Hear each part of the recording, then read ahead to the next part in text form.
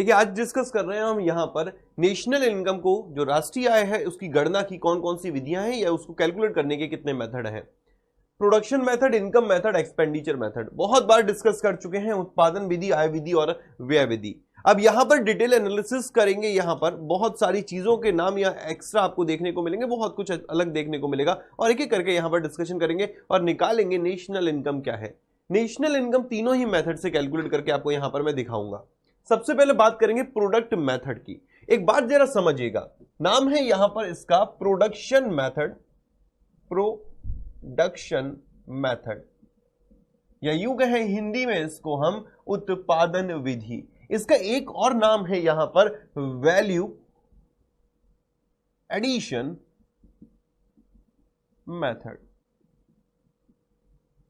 मैं इसी शब्द के इर्द गिर्द इस पूरे ही मेथड को डिस्कस करूंगा कि यहां पर मेरे दोस्त इस वैल्यू एडिशन का मतलब क्या है। इस मेथड को जानने से पहले इस शब्द को जानना लाजमी है, इस शब्द को जानना जरूरी बनता है। अगर दिमाग में आ गया वैल्यू एडिशन का मतलब क्या है तो ओवरऑल आपकी यह समझ में आ जाएगा ये प्रोडक्शन मेथड क्या है, ये आपका वैल्यू एडिशन मेथड क्या है। चलिए स्टार्ट करते हैं यहां पर सबसे पहले मेथड के साथ, और उसका नाम है प्रोडक्शन मेथड या यूं कहें वैल्यू एडिशन मेथड।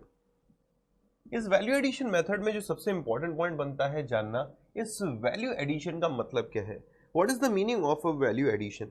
अब यहां पर एक एग्जांपल सेट करेंगे और इस एग्जांपल के थ्रू यहां पर देखेंगे कि एग्जैक्ट मतलब यहां पर क्या होता है वैल्यू एडिशन का। अब देखिए बात मैं यहां पर कर रहा हूं, एक है मिस्टर ए। ये गए जंगल में और इन्होंने क्या किया कि जंगल से जो लकड़ी है ना वो लकड़ी यहां पर काट ली। अब इन्होंने क्या किया, मिस्टर ए की बात करते हैं। इन्होंने जंगल से लकड़ी काटी और ये जाते हैं अपने गांव में और वहां पर मिस्टर बी है, वो बी को यहां पर सेल कर देते हैं, सेल टू मिस्टर बी। और इन्होंने ये यहां पर सेल की है 1000 रुपीज की। बड़े ध्यान से सुनिएगा, वैल्यू एडिशन का मतलब समझना है तो मिस्टर ए की बात करें तो मिस्टर ए का किरदार क्या है। मिस्टर ए जंगल में गए थे, इन्होंने लकड़ी काटी और ये अपने गांव आए और इन्होंने इन लकड़ियों को मिस्टर बी को 1000 रुपए में सेल कर दिया। मिस्टर बी ने क्या किया, ये गांव वाले थे, इन्होंने यहां पर खरीदी और ये जाते हैं शहर में और शहर में जाकर ये इस लकड़ी को बेच देते हैं। मिस्टर बी ने खरीदी और मिस्टर सी को इन्होंने जाकर ये बेच दी थी और ये यहां पर इन्होंने बेची थी, मानकर चलते हैं यहां पर इन्होंने एडिशन किया और ये 1500 रुपए की यहां पर इनको बेच दी थी। अब मिस्टर सी ने क्या किया, मिस्टर सी ने यहां पर परचेज करी थी मिस्टर बी से और मिस्टर सी जाते हैं और ये एक फर्नीचर वाले को ये लकड़ी सेल कर देते हैं। किसको सेल करते हैं, एक फर्नीचर वाले को ये लकड़ी सेल करते हैं, मानकर चलते हैं ये है मिस्टर डी। और इन्होंने फर्नीचर वाले को सेल की थी ये, मान लीजिए यहां पर 2000 रुपए की। कितने की, 2000 रुपए की। और इस फर्नीचर वाले ने क्या किया, मिस्टर डी ने ये आगे कस्टमर को सेल कर दी 5000 रुपए की। कितने की यहां पर सेल कर दी है, 5000 रुपए की। बड़े ध्यान से सुनिएगा, मिस्टर ए की सबसे पहले बात करते हैं। मिस्टर ए ने क्या किया, मिस्टर ए गए और जंगल में जाकर इन्होंने वहां से लकड़ी काटी और अपने गांव आकर मिस्टर बी को यहां पर लकड़ी इन्होंने सेल कर दी। और ये कितने की सेल करी, इन्होंने 1000 रुपए की मिस्टर बी को सेल कर दी।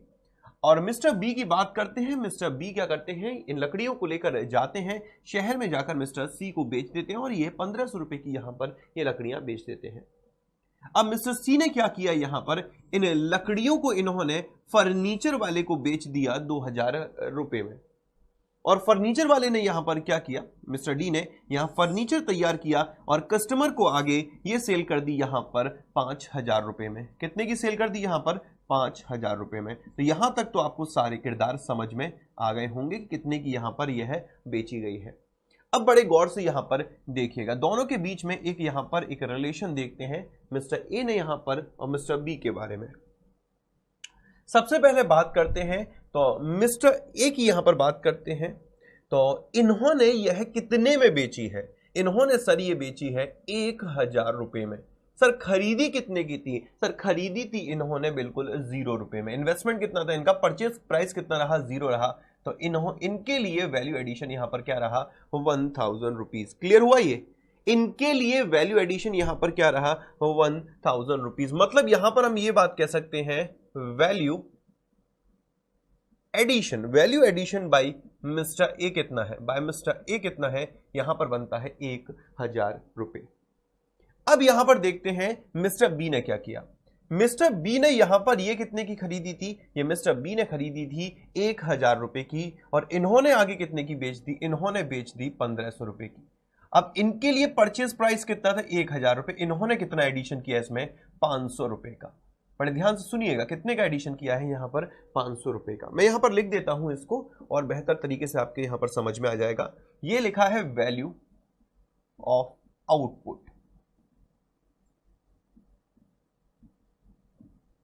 ठीक है, और ये यहां पर रही थी परचेज प्राइस, ये है परचेज प्राइस। अब बात यहां पर करते हैं, एक और किरदार है यहां पर मिस्टर सी का। मिस्टर सी कहां पर गए, ये मिस्टर सी जाते हैं शहर में, मिस्टर सी जाते हैं फर्नीचर वाले के पास, और ये बेच देते हैं यहां पर कितने की, 2000 रुपए की। और इन्होंने ये खरीदी कितने की थी, 1500 रुपए की। अब इन्होंने कितना एडिशन किया यहां पर, 500 रुपए का इन्होंने यहां पर ये एडिशन किया है। बड़े गौर से सुनिएगा, सिंपल सा कॉन्सेप्ट है और सारी चीजें क्लियर हो जाएंगी। अब यहां पर एक चीज देखना, ये दो किरदार तो क्लियर हो गए कि value addition by mister A कितना यहां पर रहा, 100 रुपए का। एक तरीके से यही तो रहा, 1000 रुपए का। अब यहां पर एक चीज देखना, value addition by mister B कितना रहा। Value addition by mister B यहां पर रहा था 1000 खरीदा था, 500 रुपए ये वैल्यू एडिशन इनके द्वारा रहा था। Value addition by mister C, value addition by mister सी यहां पर कितना रहता है, ये रहता अगेन 500 रुपए का। अब यहां पर क्या हुआ, मिस्टर डी क्या करते हैं, ये कस्टमर को बेच देते हैं कितने रुपए की, 5000 रुपए की। मतलब इन्होंने यहां पर कितने की बेची है, 5000 रुपए की। खरीदी कितने की थी यहां पर, या यूं कहें परचेज प्राइस यहां पर कितना रहा था, तो इन्होंने यहां पर ये खरीदी थी 2000 रुपए की। कितना वैल्यू एडिशन हो गया, तो यहां पर 3000 रुपए का वैल्यू एडिशन होगा। मतलब वैल्यू एडिशन बाय मिस्टर सी कितना होता है, यहां पर अपना आंसर मिस्टर डी कितना होता है, यहां पर आंसर बनता है अपना 3000 रुपए। अब बड़े गौर से सुनिएगा, इस डायग्राम को जरा स्टार्टिंग से फिर दोबारा समझ लेते हैं। इस डायग्राम की अगर मैं बात करता हूं तो सबसे पहले यहां पर आपको एक नाम दिख जाएगा, यहां पर मिस्टर ए का। मिस्टर ए ने क्या करा था, ये जाते हैं खेत या यूं कहें जंगलों में, और जंगलों में जाकर ये लकड़ी को काटते हैं। इन्होंने लकड़ी काटी और मिस्टर बी को ये लकड़ी बेच दी थी। अपने गांव में जाकर लकड़ी किसको बेच दी, मिस्टर बी को 1000 रुपए में। मिस्टर बी ने क्या किया, इसमें और सब कुछ ऐड थोड़ा किया, साफ बाफ किया, और इसको 500 रुपए में, और 500 रुपए और ऐड कर दिए मतलब इसके प्राइस में, और ये 1500 रुपए में बेच दी मिस्टर सी को। मिस्टर सी को कितने की बेच दी इन्होंने, यहां पर 1500 रुपए की। मिस्टर बी ने कितने की खरीदी थी, यहां पर 1000 रुपए की। अब मिस्टर सी ने क्या करा, इसमें वैल्यू एडिशन किया और ये 2000 रुपए में बेच दी फर्नीचर वाले को। फर्नीचर वाले को 2000 रुपए में यहां पर बेच दी। अब फर्नीचर वाले ने यहां पर क्या किया, इसमें फर्नीचर बनाया और 3000 रुपए और एडिशन करने के बाद ये कस्टमर को बेच दिया 5000 रुपए का। तो ओवरऑल आप देखिएगा यहां पर कुल मिलाकर अगर मैं वैल्यू एडिशन की बात करूं तो वैल्यू एडिशन कितना हुआ है, वैल्यू एडिशन कितना हुआ है। वैल्यू एडिशन यहां पर देखते हैं तो मिस्टर ए के थ्रू बात करते हैं। मिस्टर ए के थ्रू तो भाई पूरा वैल्यू एडिशन यहां पर रहा था 1000 रुपए का, और मिस्टर बी ने यहां पर कितना वैल्यू एडिशन किया है, 500 रुपए का।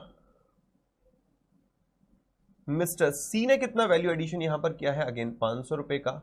और मिस्टर डी की बात करते हैं, मिस्टर डी ने यहां पर कितना वैल्यू एडिशन किया है, ये किया है इसने 3000 रुपए का। तो कुल मिलाकर यहां पर कितना बनता है, 3 और 1 4 और 1 5000 रुपए यहां पर वैल्यू एडिशन रहा। अब यहां पर समझना बिल्कुल जरूरी है कि ये मैंने समझाया क्यों। इस मेथड का नाम है वैल्यू एडिशन मेथड। अब यहां पर हम कहते हैं कि वैल्यू एडिशन मतलब या यूं कहें प्रोडक्शन मेथड का मतलब क्या निकलता है। उससे पहले मतलब समझना था वैल्यू एडिशन का, जिसमें मतलब समझ में आया कि addition made to value of goods, या यहां पर अगर हम सिंपल शब्दों में बात करें तो जिन जिन स्टेजेस पे एडिशन हो रहा है उसको हम यहां पर ऐड करते हैं और हमारा अमाउंट यहां पर निकल कर आ जाता है। अब बड़े गौर से सुनिएगा, मैं हमेशा जब भी डेफिनेशन की बात करता हूं नेशनल इनकम की, यानी सिंपल शब्दों में बात करें सबसे पहले जीडीपी की, तो वहां पर हम यहां पर कहते हैं नेशनल इनकम में ही नेशनल इनकम की बात करें कि value of goods and services, value of final goods and services, value of final goods is called the national income. Value of final goods, बड़े ध्यान से समझिएगा, value of final goods word use कर रहा हूं मैं। अब वैल्यू ऑफ फाइनल गुड्स क्यों मैं यूज कर रहा हूं? अगर मैं यहां पर जीडीपी की बात कर रहा हूं तो यहां पर हमेशा कहेंगे कि monetary value of final goods produce with in the domestic territory is called the GDP. मतलब यहां पर समझना यह जरूरी है कि जब भी कभी भी डेफिनेशन की बात होती है तो हम हमेशा फाइनल गुड्स के प्राइस को रखते हैं। हम हमेशा कहते हैं कि फाइनल गुड्स के प्राइस को रखेगा। अगर हर स्टेजेस पे कैलकुलेट करेंगे और हर स्टेजेस के प्राइस को ऐड करते चले जाएंगे तो गड़बड़ क्या होगी, वहां पर डबल काउंटिंग हो जाएगी। तो वैल्यू एडिशन मेथड में हमारी जो निकल कर आती है वो डायरेक्ट 5000 निकल कर आती है। या तो आप फाइनल गुड्स निकाल लीजिए, फाइनल गुड्स के प्राइस को ऐड कर दीजिए। बड़े गौर से सुनिएगा, ये मेथड है बिल्कुल। या तो आप एक काम करिए सिंपल सा, यहां पर जो वैल्यू ऑफ फाइनल गुड्स है उसको ले लीजिए, आपका आंसर निकल आएगा। अदरवाइज आप क्या कर सकते हैं, sum of value addition made by different producers, sum of value addition made by the different producers आप ऐड करते हैं तो यहां पर आपकी वैल्यू कैलकुलेट होकर आ जाती है। सबसे पहले तो एक काम करिए, अभी और मैं बेहतर तरीके से आपको समझा दूंगा, इसको नोट डाउन कर लीजिए, इस एग्जांपल को समझ लीजिए। इस एग्जांपल में आपको सिर्फ इतना याद रखना है कि ऐसे ऐसे स्टेजेस से बढ़ती चली गई, ऐसे ऐसे स्टेजेस बढ़ती चली गई और वैल्यू एडिशन होता चला गया और अंतिम जो कस्टमर तक ये वस्तु पहुंची ये 5000 रुपए की पहुंची है। जब इसे नेशनल इनकम में कैलकुलेट करते हैं, या तो आप एक काम करिए, निकालने के लिए इसके 5000 के प्राइस को रख लीजिए, फाइनल गुड्स के प्राइस रख लीजिए। अदरवाइज आप क्या कर सकते हैं कि ले सकते हैं सम ऑफ वैल्यू एडिशन। तो आप क्लियर यहां पर समझ में आ गया कि या तो लास्ट वाले प्राइस को ले लीजिए जो सेल की गई है, फाइनल गुड्स जो भी रहा यहां पर उसका, या अदरवाइज आप क्या कर सकते हैं, सम ऑफ वैल्यू एडिशन यहां पर ले सकते हैं। अब बढ़ते हैं यहां पर और डिटेल में इन सारे पॉइंट्स को देखते हैं। तो अपना फॉर्मूला यहां पर यह भी बन सकता है, सम ऑफ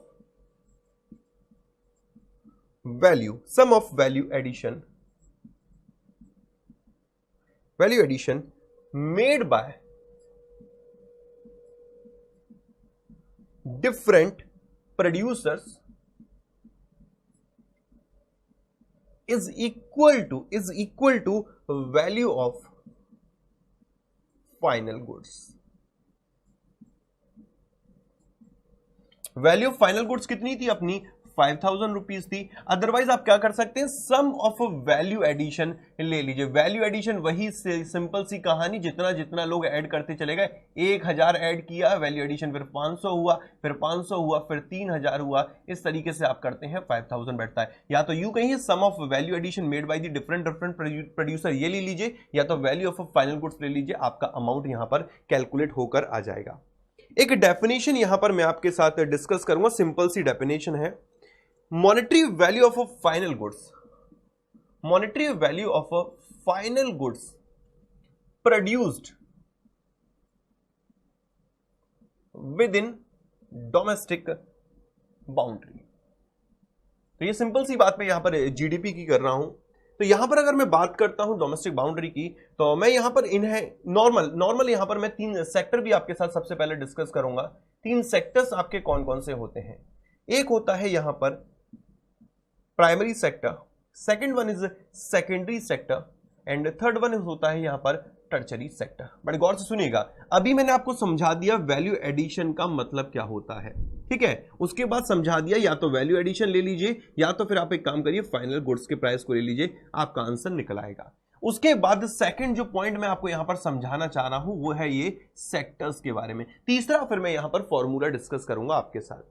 अब यहां पर बात करते हैं प्राइमरी सेक्टर की। अब प्राइमरी सेक्टर का मतलब क्या है, प्राइमरी सेक्टर को हम यूं भी कह सकते हैं प्राथमिक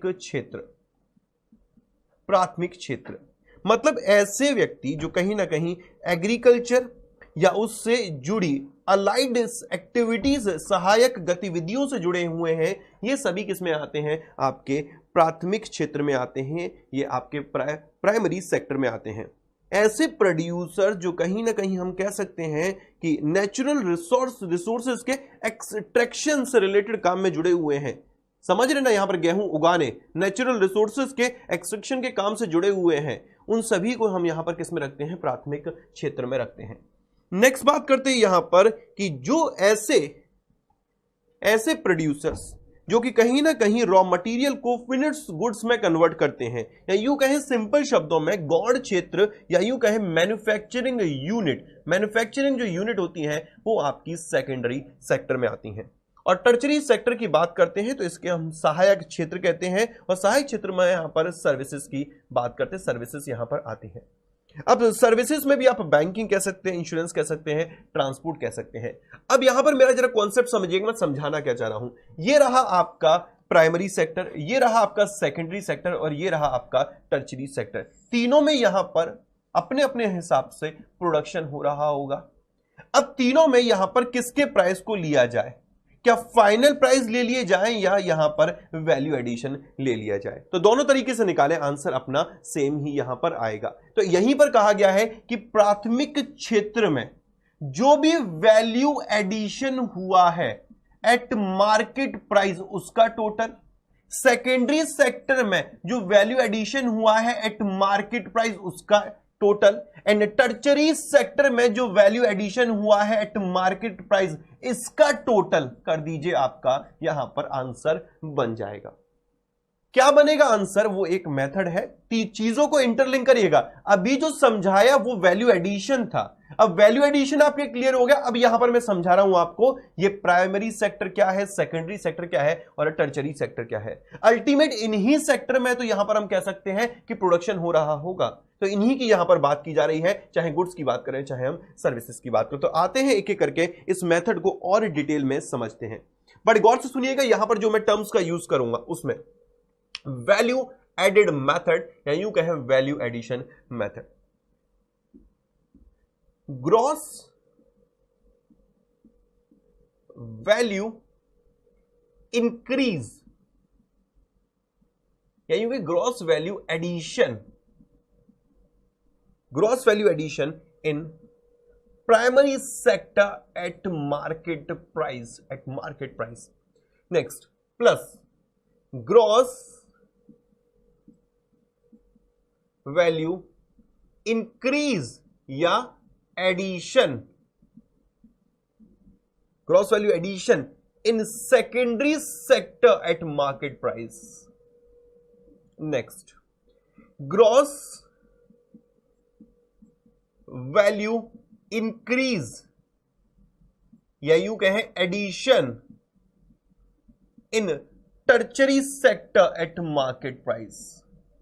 अब इन तीनों का हमने यहां पर कर लिया टोटल, इन तीनों का हमने यहां पर कर लिया टोटल, और हमारा अमाउंट निकल कर आता है GDP at MP, gross domestic product eight market price. याद रखिएगा जीडीपी एट एमपी को हम यहां पर ग्रॉस वैल्यू एडिड भी बोलते, जीवीए, ग्रॉस वैल्यू एडिड या ग्रॉस वैल्यू एडिशन या ग्रॉस वैल्यू इंक्रीज, इसे हम जीवीए के नाम से भी जानते हैं। अगर कहीं पर आपको न्यूज़पेपर में किसी मैगजीन में जीवीए लिखा रखा है कि जीवीए निकाली गई, जीवीए फोरकास्ट की गई, इसका मतलब जो जीडीपी यहां पर कैलकुलेट की गई है वो एट मार्केट प्राइस पर कैलकुलेट की गई है।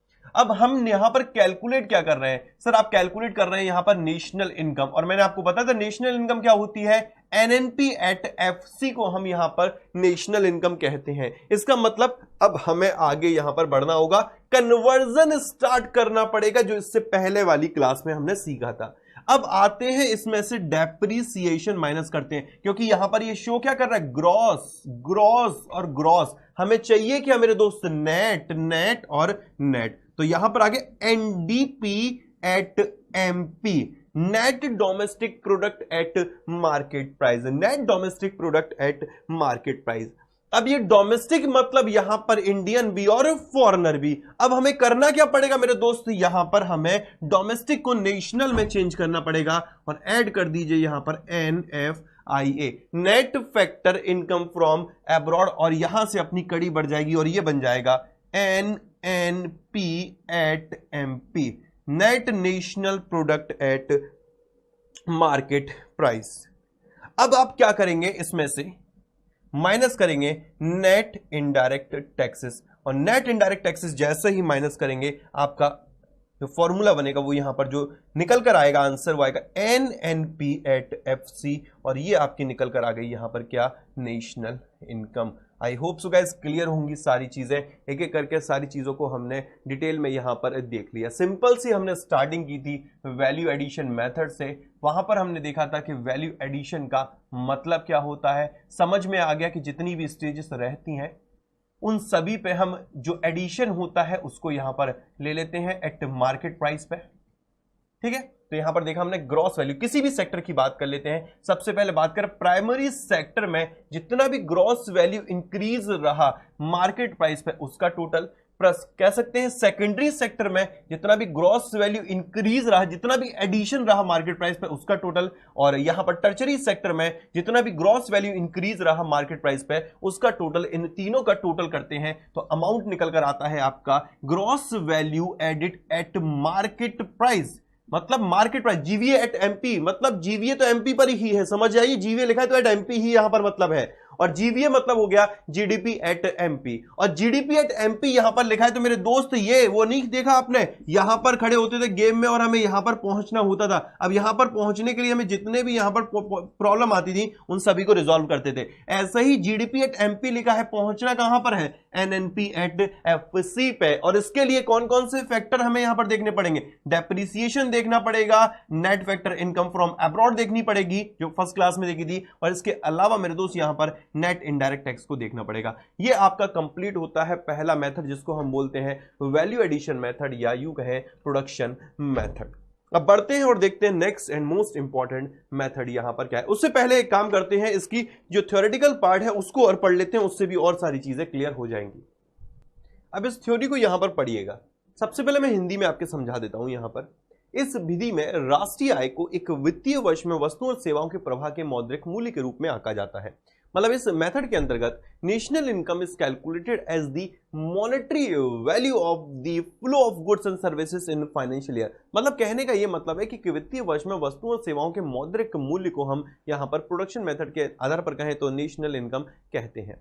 अब बड़े गौर से सुनना, in the value of a final goods, in the value of a final goods, the value of intermediate goods is already included। अभी हमने देखा था कि जितने भी एडिशन होते हैं इंटरमीडिएट गुड्स होते हैं उन सभी को यहां पर ऐड कर लिया जाता है, included. Therefore we do not count value of intermediate goods in national income, और नेशनल इनकम में हम इसको काउंट नहीं करते हैं, otherwise there will be double counting of value of goods. या तो यूं कहें फाइनल गुड्स के प्राइस के सम की बात करें या जितना भी एडिशन होता है उसका टोटल कर लेते हैं, तो यहां पर अपना जो आंसर निकल कर आता है वो निकल कर आता है सेम ही। आई होप सो गाइस ये दोनों पॉइंट क्लियर होंगे।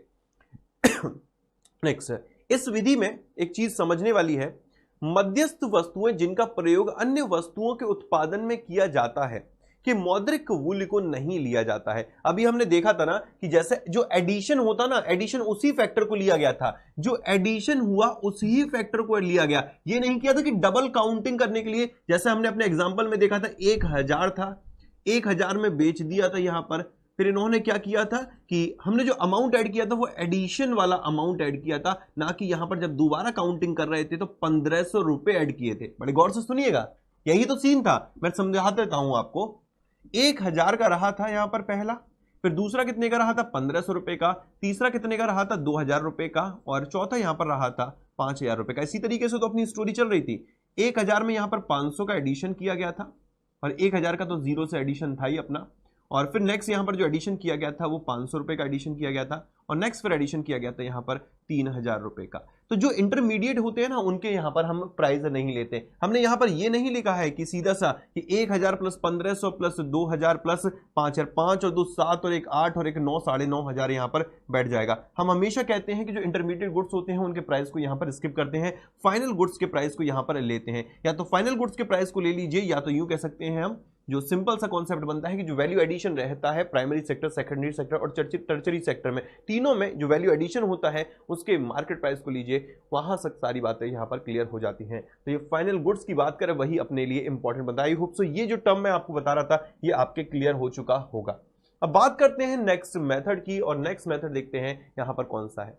नेक्स्ट है अपना यहां पर method income method. Income method के लिए भी चलते हैं, यहां पर स्क्रीन आपके सामने लेकर आते हैं और पहले उसके एग्जांपल सेट करते हैं, उसको समझते हैं, देन फिर समझेंगे उसको थ्योरेटिकल पार्ट से। अभी हमने वैल्यू एडेड मेथड देखा, और वैल्यू एडेड मेथड से हमने अभी जीडीपी कैलकुलेट की थी, देन फिर नेशनल इनकम कैलकुलेट की थी। वहां पर हमने इसका मतलब समझा था value of final goods produced within domestic boundary या डोमेस्टिक टेरिटरी, और यहां पर बनता है अपना, इसको हम जीडीपी एमपी के नाम से भी जानते हैं। ये तो अभी हमने देख लिया ना, सिंपल सा था कॉन्सेप्ट। वैल्यू एडेड मेथड से हमने नेशनल इनकम कैलकुलेट की, और उससे पहले मतलब समझा value of finished goods produce with in domestic boundary या डोमेस्टिक टेरिटरी, और इसको हमने बोल दिया जीडीपी एट एमपी। अब इस जीडीपी की बात करें तो जीडीपी को हमने आगे कैसे यहां पर बाइफरकेट किया है। जीडीपी में से हमने डेप्रिसिएशन घटा दिया था, बिल्कुल सर डेप्रिसिएशन हमने घटा दिया था। उसके बाद हमने यहां से एनआईटी नेट इनडायरेक्ट टैक्सेस भी घटा दिए थे। बड़े गौर से सुनिएगा, हमने यहां से डेप्रिसिएशन हटा दिया, हमने यहां से नेट इनडायरेक्ट टैक्सेस घटा दिए। अब यहां पर हम क्या करेंगे, जो अमाउंट बचेगा वो हम फैक्टर्स को दे देंगे। अब ये फैक्टर्स कौन से हैं वो देखते हैं। फैक्टर्स कैसे हैं वो समझना जरा। लोगों को हम यहां पर वेजेस दे देंगे, रेंट या यूं कहें रॉयल्टी, जो अमाउंट बचेगा इसमें से, और इंटरेस्ट, जिनका भी कह सकते हैं कैपिटल लगा हुआ है, और इसके अलावा अगर हम बात करते हैं तो जो भी बिजनेस वाले हैं उनको प्रॉफिट दे देंगे। तो इस अमाउंट को हम इस तरीके से डिस्ट्रीब्यूट कर देंगे। मतलब जीडीपी एट मार्केट प्राइस निकल आई, डेप्रिसिएशन माइनस कर दिया, नेट इनडायरेक्ट टैक्सेस को यहां पर हमने हटा दिया, नेट इनडायरेक्ट टैक्सेस भी यहां से माइनस कर दिए। इसके अलावा अब हम क्या करेंगे, इस अमाउंट को वेजेस में दे दिया, वेजेस के रूप में, मतलब किसको दे दिया, लेबर को दे दी, लेबर को मिल गई यहां पर वेजेस, और जो कह सकते हैं लैंडलॉर्ड है, या जिसकी कह सकते हैं मेरे दोस्त सिंपल शब्दों में जिसकी लैंड है उसको यहां पर रेंट मिल गया या रॉयल्टी मिल गई, और जिसकी कैपिटल लगी हुई थी उसको इंटरेस्ट पे हो गया, और जिस पर्सन या एंटरप्रेन्योर था उसको यहां पर प्रॉफिट मिल गया। तो ओवरऑल बात करें ये हो क्या रहा है, यहां पर ये देखने वाली बात बनती है। जब कभी भी हम नेशनल इनकम कैलकुलेट करते हैं इनकम मेथड से, तो वहां पर हम इनकम को जरिया मानते हैं। अब इनकम को जब भी जरिया मानते हैं तो याद रखना, इनकम 4 फैक्टर्स में डिस्ट्रीब्यूट होती है। प्रोडक्शन के 4 फैक्टर होते हैं, 4 factor of production. 4 factor of production, land, भूमि को क्या मिलता है, भूमि को मिलता है रेंट या रॉयल्टी। मजदूर को क्या मिलता है, लेबर को, लेबर को मिलती है वेजेस, और जिसकी कैपिटल लगी होती है उसको मिलती है कैपिटल पर इंटरेस्ट, और जो एंटरप्रेन्योर होता है या व्यवसायी उद्यमी होता है उसको क्या मिलता है, लाभ मिलता है, प्रॉफिट मिलता है। तो यहां पर आप देखते हैं तो एक चीज आपको समझ में आती है इस बारे पूरे स्टेटमेंट में। 4 फैक्टर्स ऑफ जो प्रोडक्शन है उसमें एक तो है फैक्टर ओनर, ये जो होते हैं इनको हम नाम दे देते हैं फैक्टर ओनर, और ये फैक्टर्स ओनर को पेमेंट होता है तो इसे हम बोलते हैं यहां पर फैक्टर पेमेंट। बड़े गौर से सुनिएगा, यही आगे की स्टोरी है, स्टोरी को समझना। वैल्यू एडेड मेथड से ही चल रहे हैं। Value of finished goods produce with in domestic boundary domestic territory is called the GDP at MP. इसमें से डेप्रिसिएशन को हटा दिया, नेट इनडायरेक्ट टैक्सेस को हमने हटा दिया, अमाउंट जो बचता है वो हमने यहां पर बांट दिया कैसे, वेजेस, लेबर को दे दी उसकी मजदूरी, भाई लेबर है देश में, एक जिसकी भूमि लगी हुई थी उसको यहां पर मिल गया, उसके ऊपर रेंट या रॉयल्टी, जिसकी कैपिटल लगी हुई थी उससे इंटरेस्ट मिल गया, और यहां पर जो एंटरप्रेन्योर है उसको यहां पर मेरे दोस्त प्रॉफिट मिल गया। ओवरऑल ये यहां तक स्टोरी बनती है। अब बड़े गौर से सुनना, आगे की बड़ी सिंपल स्टोरी है। आई नो बहुत टेक्निकल है बट हम कोशिश करेंगे इसे सिंपल सी लैंग्वेज में डिस्कस करने की। इसको हम बोलते हैं payment to the factors owner, payment to the factor owner in the form of factor payment. मतलब यहां पर कहा जा रहा है payment to the factor owner, payment to the factor owner in the form of the factor payment. ये सारा क्या कहलाता है, ये सबका सब हमारा कहलाता है सारा फैक्टर पेमेंट। और किसको किया गया है, फैक्टर्स ओनर को यहां पर किया गया। अब यहां से एक मेथड बनता है, इस मेथड को जरा देखते हैं। जीडीपी एट एमपी क्या रहा था, ये हमने डेप्रिसिएशन देखी, ये डेप्रिसिएशन था, इसको ऐड कर दीजिए, नेट इनडायरेक्ट टैक्सेस को ऐड कर दीजिए। सर बिल्कुल टैक्सेस को ऐड कर दिया। इसके अलावा आप कर दीजिए sum of factor payment to factor owner. बड़े गौर से देखिएगा, इस जीडीपी एट एमपी में से डेप्रिसिएशन इधर ले आए, माइनस कर दिया, नेट इनडायरेक्ट टैक्सेस को माइनस कर दिया, क्या निकल कर आ गया अपना sum of factor payment to factor owner. Clear है कि नहीं, बिल्कुल सर क्लियर है हमारे।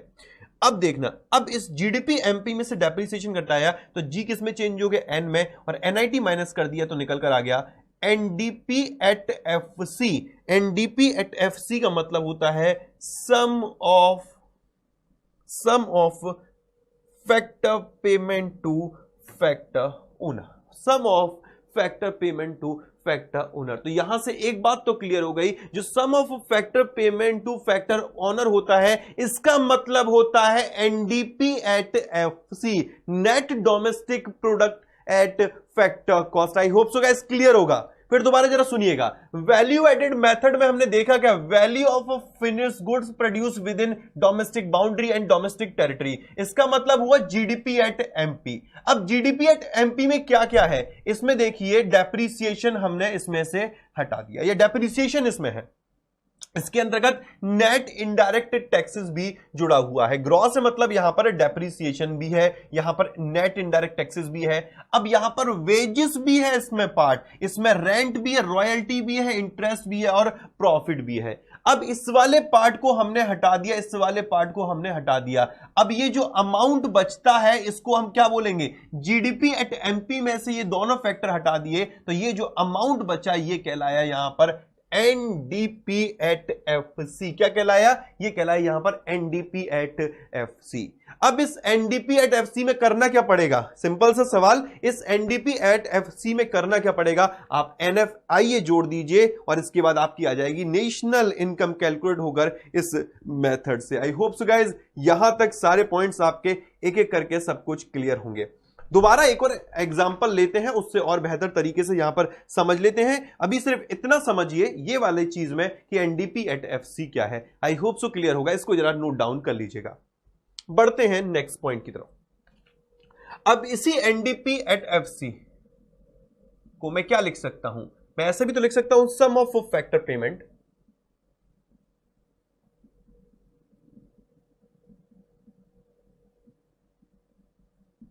sum of factor payments made to factor owner sum of factor payment, sum of factor payment में क्या क्या रहा था अपना, वेजेस रहा था, यस वेजेस रहा था, ठीक है। और वेजेस के बाद हमने रेंट देखा, देन फिर इंटरेस्ट एंड फिर प्रॉफिट। इन सभी के ही तो टोटल को हमने एनडीपी एट एफसी कह दिया। जो वेजेस होती है इसको हम जो एग्जैक्ट वर्ड यूज करते हैं वो करते हैं कंपनसेशन ऑफ एम्प्लॉय। अब इसमें बहुत सारी चीजें आ जाती है, रिम्यूनरेशन आ जाता है, इसके अलावा जो भी कह सकते हैं कि एम्प्लॉय को दिए जाता है उसका टोटल कह सकते हैं यहां पर हम वेजेस के रूप में बोलते हैं, या यूं कहिए इट में भी इन कैश, इट में भी इन काइंड। जो एम्प्लॉय को मिल रहा है कैश के रूप में उसे अलाउंसेस मिल रहे हैं, उसके अलावा उसे बहुत सारे बेनिफिट मिल रहे हैं, इसके अलावा काइंड में उसे बहुत सारी बेनिफिट जैसे परक्विजिट वगैरह मिलती हैं। इन सभी के टोटल को हम बोलते हैं compensation of employ, compensation of employ. Rent की बात करते हैं तो रेंट या यूं कहें रॉयल्टी, रेंट या रॉयल्टी जो भी लैंड पर है, और इसके अलावा इंटरेस्ट की बात करें तो इंटरेस्ट है अपना, और ये प्रॉफिट। इन तीनों की बात करते हैं, इसे हम ऑपरेटिंग सरप्लस भी कहते हैं। क्या बोलते हैं इसे, हम ऑपरेटिंग सरप्लस के नाम से भी जानते हैं। आई होप सो गाइस क्लियर होगा, इसे हम ऑपरेटिंग सरप्लस भी कहते हैं। तो ओवरऑल जो अपना फॉर्मूला यहां पर बनता है वो इस तरीके से बनता है, compensation of employ plus operating surplus, compensation of employ plus operating surplus plus mixed income of self employed. इस लाइन का मतलब क्या हुआ? Mixed income of self employed. फिर दोबारा सुनिए, mixed income of self employed, मतलब यहां पर मिक्स्ड इनकम की बात की जा रही है किनकी? ऐसे व्यक्ति जो कहीं ना कहीं सेल्फ एम्प्लॉयड हैं। अब सेल्फ एम्प्लॉयड में कौन व्यक्ति हो सकते हैं? एक यहां पर अगर हम बात करते हैं तो यहां पर सबसे पहले जो दिमाग में आता है, इस जब कभी भी ये वर्ड लिखा होता है तो यहां पर आता है कि एक ऐसा व्यक्ति जिसने अपनी खुद की भूमि लगा रखी हो और उस पर वो लेबर भी कर रहा हो, तो उसकी ये मिक्स्ड इनकम होती है। क्लियर हुआ कि नहीं हुआ? लॉयर्स की बात करें, उनकी वो मिक्स्ड इनकम है। इंजीनियर्स की बात करें, यहां पर प्रोप्राइटर्स की बात करते हैं, तो इन सभी की क्या होती है? ये मिक्स्ड इनकम होती है। अब बड़े गौर से सुनिएगा, इन सभी का यहां पर हमने टोटल कर लिया। इन सभी का टोटल करते हैं तो जो अमाउंट निकल कर आता है इसे हम बोलते हैं एनडीपी एट एफसी। यही तो हमने निकाला था, एनडीपी एट एफसी। और इस एनडीपी एट एफसी में जब आप net factor income from abroad add कर देते हैं तो आपका अमाउंट निकल कर आता है एनएनपी एट एफसी, मतलब अपना नेशनल इनकम यहां से कैलकुलेट हो जाता है। आई होप सो गाइस इस मेथड से भी आपको पता चल गया होगा कि नेशनल इनकम कैलकुलेट कैसे करते हैं। अब बढ़ते हैं यहां पर इसी के थ्योरेटिकल पार्ट की तरफ। इनकम मेथड में अभी हमने डिटेल में सारी चीजें देख ली और अपना एनएनपी एट एफसी भी कैलकुलेट कर लिया। उसी को यहां पर थ्योरेटिकल बोल दिया बहुत सिंपल सी लैंग्वेज में कि नेशनल इनकम की बात करें तो उसके अंतर्गत कैलकुलेट करने के दौरान 4 फैक्टर्स होते हैं। 4 फैक्टर्स में भी यहां पर सिंपल बोला गया है। सबसे पहला जो दिया है लेबर, लेबर को मिलता है वेजेस या सैलरी। जो नेक्स्ट फैक्टर की यहां पर बात की जा रही कैपिटल की, कैपिटल को मिलता है यहां पर इंटरेस्ट जिसकी कैपिटल लगी होती है। लैंड की बात करें तो मेरे दोस्त लैंड पर रेंट या यूं कहें रॉयल्टी मिलती है। ये सारी चीजें क्लियर हो गई थी अभी। और देन फिर बात करते हैं एंटरप्रेन्योर की, तो एंटरप्रेन्योर को यहाँ पर अपने यही उद्यमी की बात करें उसको यहाँ पर प्रॉफिट मिलता है या यूं कहें लाभ मिलता है। यही हिंदी में आप देख सकते हैं कि श्रमिक मजदूरी और वेतन प्राप्त करता है, पूंजी ब्याज भूमि किराया प्राप्त करती है और उद्यमिता पारिश्रमिकता के तौर पर लाभ प्राप्त करता है। तो ओवरऑल बात करें तो इन्हीं फैक्टर्स के सम को जब हम कैलकुलेट करते हैं तो उसके बाद जब एनएफआईए हम ऐड कर देते हैं तो अपना नेशनल इनकम कैलकुलेट हो जाता है। तो ये कुछ पॉइंट्स हैं जो कि हर पॉइंट पे आपको याद रखने हैं कि सम ऑफ फैक्टर्स जो भी कह सकते हैं ओनर्स होते हैं जो उनको पेमेंट किया जाता है, उनका जब हम सम करते हैं तो वो अपना एनडीपी एट एफसी कैलकुलेट होता है। जब इसी एनडीपी एट एफसी में आप एनएफआईए को ऐड कर देते हैं तो एनएनपी एफसी अपना यहाँ पर कैलकुलेट हो जाता है। आई होप सो गाइस क्लियर होगा। हर चीज एक मेथड से ही डिराइव होती चल रही है, एक ही मेथड हम यहाँ पर देख रहे हैं वैल्यू एडेड मेथड, और उससे सारी चीजें अपनी क्लियर भी हो रही हैं। अब बात करते हैं यहाँ पर नेक्स्ट मेथड की, जो कि अपने इस क्लास का लास्ट पॉइंट भी और लास्ट से यहाँ कह सकते हैं नेशनल इनकम को कैलकुलेट करने का मेथड भी है। पहले इसका पूरा हम एक तरीके से कहें तो फॉर्मूला देख लेते हैं। फॉर्मूला क्या मतलब, पूरा derivation, private final consumption expenditure plus government final consumption expenditure. मतलब यहां पर हमें देखना है कि व्यय के आधार पर नेशनल इनकम कैलकुलेट कैसे की जाती है। अब प्राइवेट फाइनल कंजम्पशन एक्सपेंडिचर मतलब क्या है कि जितने भी हाउस होल्ड हैं और जो प्राइवेट सेक्टर है वो जितना खर्चा कर रहा है उसका टोटल, प्लस जो सरकार है गवर्नमेंट का जितना भी फाइनल कंजम्पशन एक्सपेंडिचर हो रहा है उसका टोटल यहां पर, plus domestic gross domestic capital formation इसका टोटल। अब ये है क्या, ये भी मैं अभी आपको बता दूंगा। प्लस यहां पर हम करते हैं नेट एक्सपोर्ट। नेट एक्सपोर्ट अगर मैं डिटेल में बताऊं तो बहुत वक्त लग जाएगा और इतना अपने एग्जाम के लिए रिलेवेंट नहीं है। अपने एग्जाम के लिए सिर्फ ओवरव्यू इसका लेना जरूरी बनता है क्योंकि इतने डिटेल में अपने फॉर्मूले नहीं पूछे जाएंगे। ये तो मैं आपको एक्स्ट्रा इसलिए बता रहा हूं कि आप ये ना कहें कि सर फॉर्मूले आप बताकर निकल गए, सिर्फ बातें बातों में। अब मैंने आपको पूरा भी बता दिया कितना डिटेल में इसे कैलकुलेट करना पड़ता है। और अभी अगर 12th लेवल की बात करें तो बहुत डिटेल ही है इसकी एनालिसिस। यहां पर इसका टोटल अगर आप करते हैं, इसका कुल मिलाकर आप टोटल करते हैं तो जो अपना अमाउंट निकल कर आता है, जो अपना यहां पर अमाउंट निकल कर आता है इसे हम बोलते हैं जीडीपी एट एमपी। अब हमें निकालनी है नेशनल इनकम, तो इसमें से वही वाला डेप्रिसिएशन माइनस कर दीजिए, एनआईटी माइनस कर दीजिए, plus NFI net factor income from abroad add कर दीजिए। तो यहां से अपना जो अमाउंट कैलकुलेट होगा वो आएगा नेशनल इनकम और इसको हम बोलेंगे एनएनपीएफसी। अब समझते हैं यहां पर प्राइवेट फाइनल कंजम्पशन एक्सपेंडिचर। इसे समझने से पहले मैं आपको एक चीज बता देता हूं। अभी हमने एक डेफिनेशन पढ़ी थी वैल्यू ऑफ फिनिश गुड, या यूं कहें value of final goods produced, यही तो पढ़ी थी। और इसका मतलब क्या था, जीडीपी एट एमपी। अब ये गुड्स की बात करते हैं तो गुड्स दो प्रकार के होते हैं। जो फाइनल गुड्स की बात करें ये दो प्रकार के होते हैं। एक रहता है कंज्यूमर गुड्स,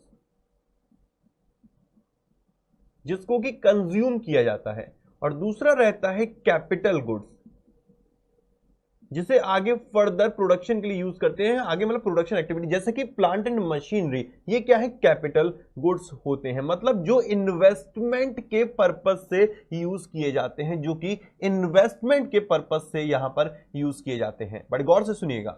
अभी हमने यहां पर देखा दो तरीके के गुड्स रहे, एक आपका रहा कंज्यूमर गुड्स और दूसरा रहा यहां पर कैपिटल गुड्स।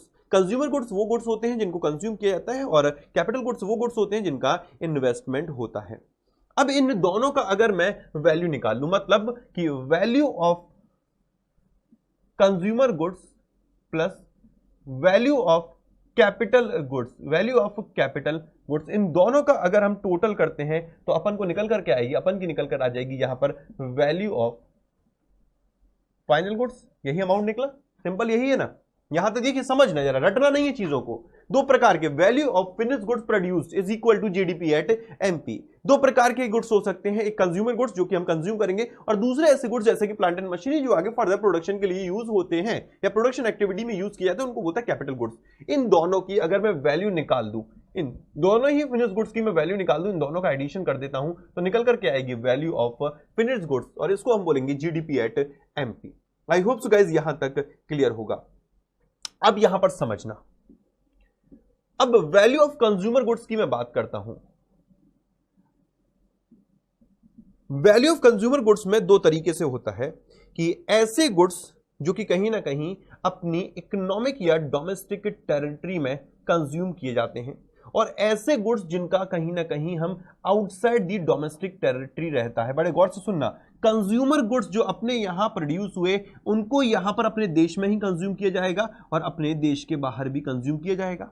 अपने देश में कंज्यूम किया जाएगा तो कहीं ना कहीं ये प्राइवेट, मतलब कि हाउस होल्ड कंज्यूम भी करेंगे, और इसे गवर्नमेंट भी कंज्यूम करेगी। बड़े गौर से सुनना, इससे प्राइवेट मतलब कि हम लोग जो हाउस होल्ड है वो भी कंज्यूम करेंगे, और इसे यहां पर गवर्नमेंट भी कंज्यूम करेगी।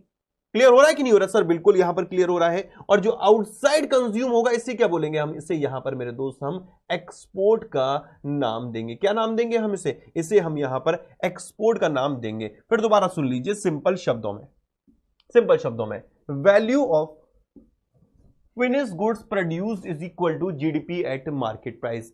अब ये दो तरीके के गुड्स रहे, एक कंज्यूमर गुड्स रहा, दूसरा यहां पर कैपिटल गुड्स रहा था। कंज्यूमर गुड्स वो गुड्स जिनको कि हम कंज्यूम करते हैं, और कैपिटल गुड्स मतलब एक तरीके का इन्वेस्टमेंट कह सकते हैं, जिनको आगे फर्दर कहीं ना कहीं दूसरी किसी चीज के प्रोडक्शन के लिए यूज किया जाता है। इसी को हम नाम देते हैं यहां पर gross domestic capital formation. Private final consumption expenditure clear होना चाहिए, जो कि कहीं ना कहीं प्राइवेट हाउस होल्ड के द्वारा किया जा रहा है। गवर्नमेंट फाइनल कंजम्पशन एक्सपेंडिचर मतलब हो गया कहीं ना कहीं यहां पर कह सकते हैं कि सरकार के द्वारा खर्चा किया जा रहा है, प्लस इसमें कैपिटल गुड्स का अमाउंट ऐड कर देते हैं, जो नेट वैल्यू एडिशन यहां पर रहा। ग्रॉस डोमेस्टिक कैपिटल फॉर्मेशन मतलब इन्वेस्टमेंट रहा, मतलब कैपिटल गुड्स का अमाउंट यहां पर ऐड कर दिया जाता है, जो भी plant and machinery everything, plus उसमें नेट एक्सपोर्ट किया जाता है। जो कुल मिलाकर हम एक्सपोर्ट कर रहे हैं, कुल मिलाकर जो हम एक्सपोर्ट कर रहे हैं, और जो इंपोर्ट किया है, इंपोर्ट पर जो खर्चा किया है उसको माइनस कर देते हैं, तो अपना यहां पर जीडीपी एट मार्केट प्राइस निकल कर आ जाता है। आई होप सो गाइस क्लियर होगा कैसे यहां पर GDP at market price calculate हुआ है। आई होप सो यहां तक सारी चीजें क्लियर होनी चाहिए। अगर और डिटेल में यहां पर चलते हैं तो और डिटेल में एक पॉइंट यह भी बनता है, private final consumption expenditure. Private final consumption expenditure, अब प्राइवेट फाइनल कंजम्पशन एक्सपेंडिचर में दो चीजें हो सकती हैं। जो कंजम्पशन एक्सपेंडिचर है वो आपका डोमेस्टिक गुड्स पर हो, या ऐसे गुड्स जो कि कहीं ना कहीं हमने विदेशों से हमारे देश में आए हैं। Consumption expenditure on foreign goods, बड़े गौर से सुनना, जो प्राइवेट जो हाउस होल्ड खर्चा कर रहे हैं वो डोमेस्टिक गुड्स पे भी कर रहे हैं, और वो यहां पर फॉरेन गुड्स पे भी कर रहे हैं, इसको हम बोलते हैं यहां पर इंपोर्ट। और अभी जो मैंने माइनस में लिखा था इसी को यहां पर माइनस कर दिया जाता है, import by the private sector. And और डिटेल में जा रहा हूं सिर्फ नॉलेज पर्पस के लिए, अदरवाइज अपने काम की चीज बनती थी वो पहले हमने यहां पर देख ली। गवर्नमेंट फाइनल कंजम्पशन एक्सपेंडिचर, इसको भी बाइफरकेट करते तो सरकार भी कहती है कि हम कंजम्पशन एक्सपेंडिचर करते हैं on domestic goods, on domestic goods consumption expenditure करते हैं हम यहां पर फॉरेन गुड्स पे, और इसी फैक्टर को यहां पर इंपोर्ट का नाम दिया जाता है, और इसी इंपोर्ट वाले फैक्टर को यहां पर मेरे दोस्त डिडक्ट कर दिया जाता है। और जब इसको डिडक्ट कर देते हैं तो अपना जो अमाउंट निकल कर आता है वो सिंपल सा निकल कर आता है, जब टोटल जब करते हैं तब निकल कर आता है प्राइवेट सेक्टर कंजम्पशन एक्सपेंडिचर या private sector consumption of domestic goods, private sector consumption of domestic goods, ये अमाउंट अपना अमाउंट बनता है domestic goods, and government sector consumption of domestic goods, ये ऐड कर देते हैं प्राइवेट सेक्टर का, गवर्नमेंट सेक्टर का, प्लस इसमें जब आप करते हैं एक फैक्टर और ऐड करेंगे जो अभी मैंने आपको बताया था एक्सपोर्ट वाला, जब आप इसे एक्सपोर्ट को ऐड करते हैं और इसमें से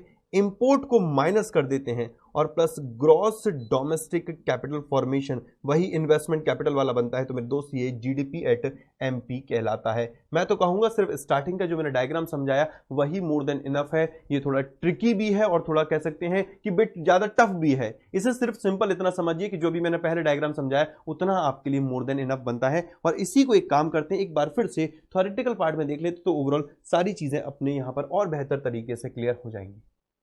In this method, national income is measured as the flow of expenditure. अब बड़े गौर से देखना, जो मैंने अभी तक आपको लिख लिख कर बता रहा था वो यहां पर इन्होंने थ्योरेटिकल दे दिया है।